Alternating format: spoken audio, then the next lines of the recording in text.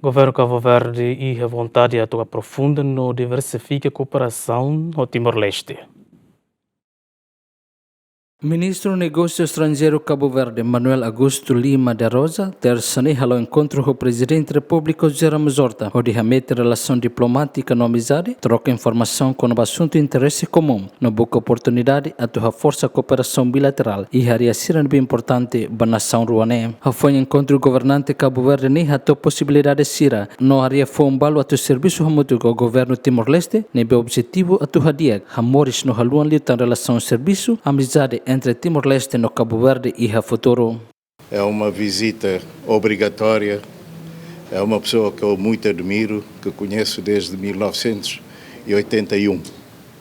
Portanto, trabalhamos juntos nas Nações Unidas e é com muito orgulho que eu hoje estou aqui para ele me receber como Presidente da República e eu na minha qualidade de Ministro dos Negócios Estrangeiros e Ministro da Defesa Nacional.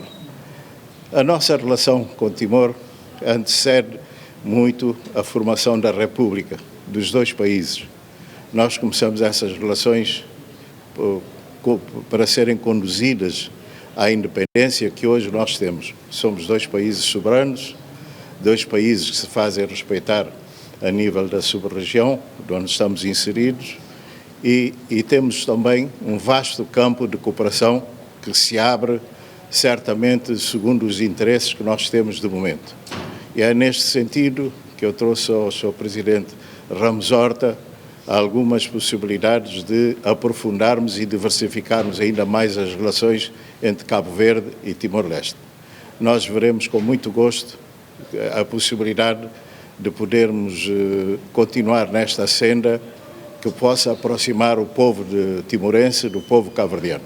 Timor-Leste no Cabo Verde estabelece relação diplomática e retina em Rio Rua, a foi Timor-Leste restaura a independência. Relação envolve a cooperação diplomática, política, cultura, na educação, no serviço mútuo e a nação membro CPLP. Agostinho da Costa, Marcos Xavier, Gemen.